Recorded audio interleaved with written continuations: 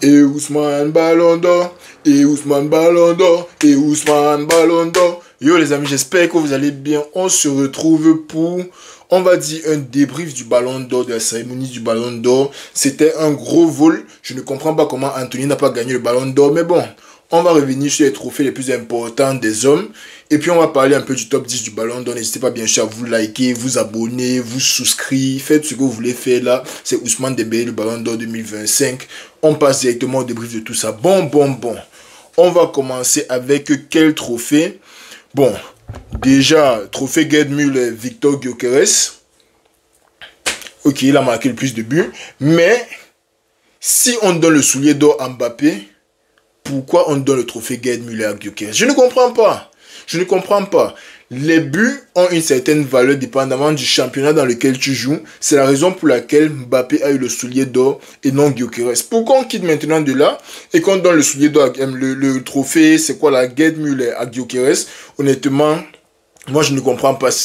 Donc, en fait, ça sert à quoi? Tous les petits trophées qu'on ajoute ici, ça sert à quoi? Et à la fin, je vais vous dire ce que moi je pense du ranking du Ballon d'Or. Je vais vous donner une idée et vous allez me dire ce que vous en pensez par rapport à comment il faut classer le top 30 du Ballon d'Or. Mais bon, trophée Gerd Müller, Victor Gyökeres. Meilleur club masculin, là il n'y a pas de surprise. Paris Saint-Germain, ils ont gagné 4 trophées la saison passée, dont les 3 de la France ainsi que la Ligue des Champions. Malheureusement, ils ont perdu la finale de la Coupe du Monde des clubs en finale. Bon, ils ont perdu la finale en finale. Mais bon, bref, ils ont perdu la finale de la Coupe du Monde des clubs. Ce qui aurait été une saison parfaite pour le PSG et une opportunité d'avoir 6 trophées dans la même saison. Malheureusement pour eux, ils n'ont juste pas été au bout des attentes arrivés en finale. Je pense que toute la saison leur est retombée dessus et ils ont été surpris par Chelsea. Mais bon, PSG meilleur club masculin, ça ne surprend absolument personne. Trophée Johan Cruyff homme pour le meilleur entraîneur. Bien sûr, c'est Luis Enrique. Pour ce que le PSG vient de faire, pour ce que j'ai dit là, Luis Enrique mérite amplement ce trophée-là, honnêtement. Pour moi, il y avait un petit débat entre lui et Hansi Flick, honnêtement. Il y avait un petit débat entre lui et Hansi Flick. Quand je vois comment Hansi Flick a réussi à raviver cette équipe du Barça, je pense qu'il y avait un petit débat là-bas. Mais bon, vu ce que Enrique a gagné et vu que Hansi Flick est tombé en demi-finale de la Ligue des Champions, je crois que ce n'est que juste de donner ça à Luis Enrique. Trophée Yacine Homme. Trophée Yacine Homme, Donnarumma. On sait déjà comment ça se passe. Tu gagnes la Ligue des Champions, tu gagnes le trophée Yacine. Il n'y a pas de surprise. Tu gagnes... Bon, attends un peu. Je connais un gardien argentin qui a gagné le trophée 3 ans d'affilée à cause d'une Coupe du Monde. Jusqu'à l'année passée. Courtois était gagnant de la Ligue des Champions. C'est le gardien argentin qui a gagné le trophée Yacine. Donc vraiment, les trucs du Ballon d'Or aussi, en tout cas, Donnarumma, je ne vais pas dire que c'est si mérité que ça, honnêtement. Parce que pour le trophée Yacine, moi je pense qu'il faut analyser la chose différemment. Il joue en Ligue 1 où il n'y a pas une très grande opposition pour le PSG.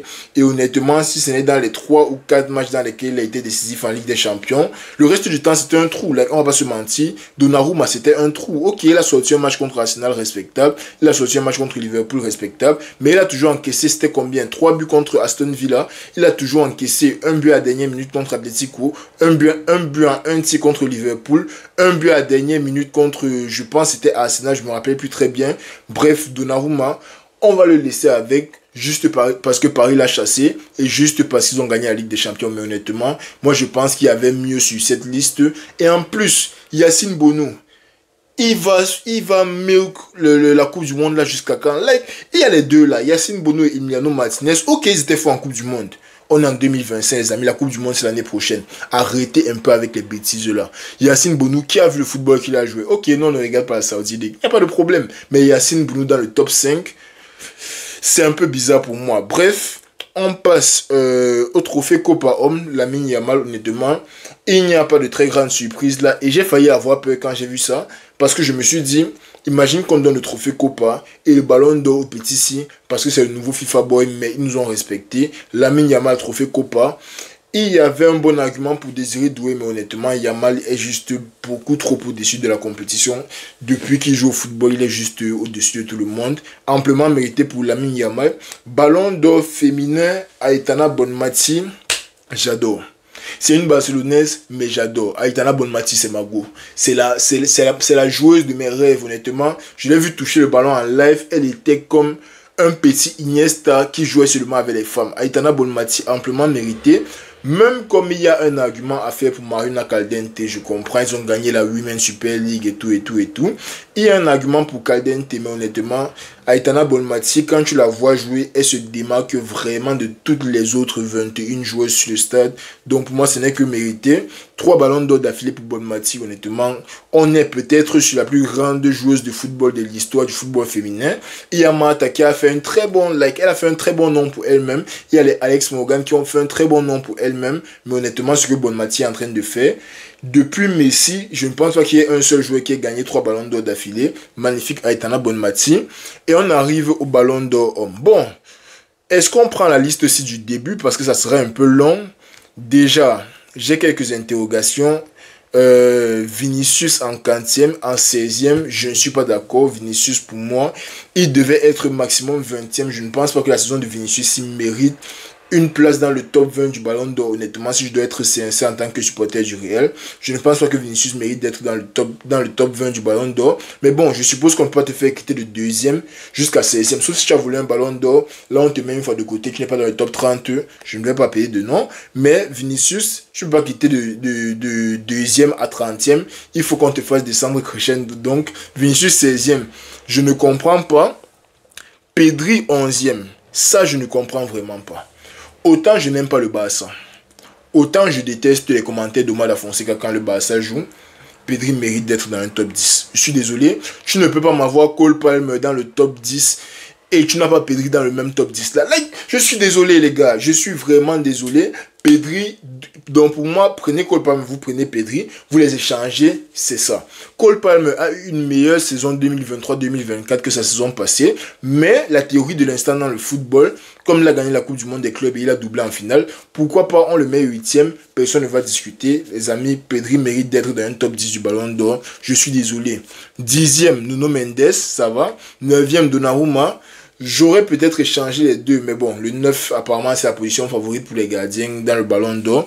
8e, Cole Palmer, comme j'ai dit, Palmer et Pedri, il faut les échanger. Pour moi, la liste-ci, Pedri, la position de Pedri ne me plaît vraiment pas. 7e, Kylian Mbappé. 6e, Hakimi. 5e, Rafinha. 5e, Rafinha, les amis. Je ne suis pas parti chercher les stats. Je n'ai pas envie de sortir les stats. Je n'ai pas envie de... Mais quand tu vois le football dans le stade, quand tu vois le Barcelone jouer, ok, Yamal est fort. Ok, il a fait bien ses 34, bien ses 24 passes d'essai l'année passée. Il n'y a pas de problème. Ces 24 passes de qui marquait? C'était Rafinha. Si Rafinha ne finissait pas les ballons là, est-ce que Yamal allait voir ses passes D? Je suis désolé, mais non. C'est pour ça qu'on dit toujours que la plupart du temps, le but a plus de valeur que la passe décisive. Je suis désolé, mais le but a plus de valeur que la passe D. Rafinha a maintes fois sorti le Barça des situations bizarres, doublé en classico. Il a fait tellement de choses en fait. Rafinha a fait tellement de choses pour n'être que 5e. Je suis désolé, moi ça ne me plaît pas. Rafinha 5e, c'est un scandale dans ce Ballon d'Or.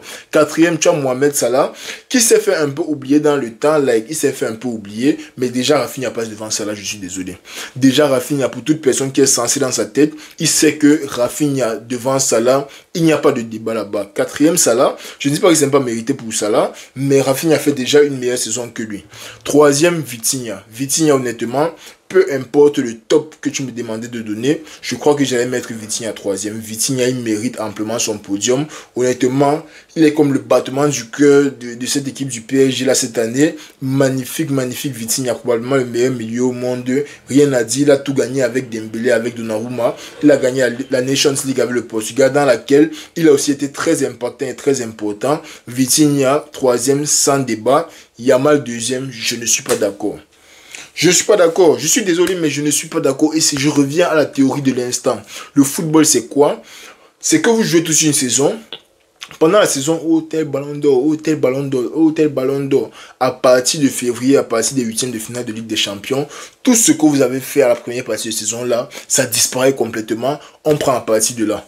Quand la saison finit maintenant, oh tel ballon d'or, petite compétition internationale, tout ce que tu as fait en Ligue des Champions là, ça quitte d'ici, ça vient ici. La compétition internationale vient ici et on oublie tout. Ok, Yamal a fait une belle Nations League.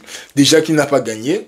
Deuxièmement, il ne gagne pas Mais dans la saison, comme je dis, Rafinha est un joueur beaucoup plus impactant et plus important. Bon, peut-être pas plus important au niveau Barça, mais plus impactant. Il fait beaucoup plus dans le stade. Il gagne. Déjà, il prend les résultats pour son équipe. Je ne sais pas comment expliquer ça, mais il donne les résultats à son équipe. Il donne les points à son équipe. On a vu contre l'Inter, Rafinha buteur, aller-retour. On a vu tellement de matchs dans lesquels Rafinha marque, il fait ceci, il fait cela. Ok, Yamal est fort. On ne dit pas qu'il ne mérite pas d'être dans le top 5-6.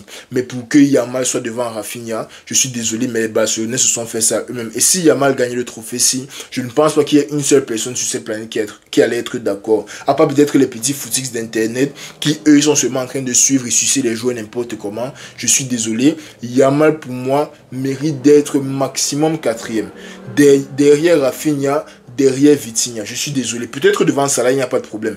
Il n'y a pas de problème pour Salah, mais Yamal ne mérite jamais cette deuxième place. Je pense à la théorie de l'instant. Après la Nations League, ils ont porté son nom, ils sont partis à Jérusalem avec... On n'a plus jamais pensé à Rafinha. Et ça, c'est honteux pour les Barcelonais d'avoir abandonné votre meilleur joueur sur la saison comme ça, là, à cause de 2-3 matchs de l'Espagne. À cause de d'autres, tu vois les Camerounais aller regarder les matchs d'Espagne comme s'ils avaient le passeport espagnol juste parce que Yamal joue là-bas. Et après, ils crient sur tous les toits que Yamal devant Rafinha, que Yamal ou Dembélé pour le ballon d'or. Mais vous êtes malade dans vos têtes.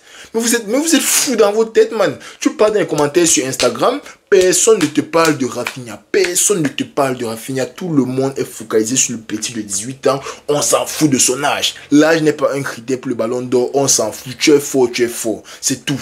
Il est fort, mais il n'a pas été plus fort que Rafinha. Il n'a pas été plus utile, il n'a pas été plus impactant pour moi, pour le Barça, que Rafinha la saison passée. Ok, quand Yamal n'est pas là, on manque de créativité. Mais comme j'ai dit, c'est les buts qui font gagner. C'est les passes D qui font gagner. C'est le travail que je mets au stade qui fait gagner. Et pour moi, Rafinha en a juste plus fait que Yamal la saison passée. Moi, je ne suis pas d'accord avec le top 2 de Yamal. C'est pour moi, les 5 premiers, c'est Salah, Yamal, Vitinha, Rafinha.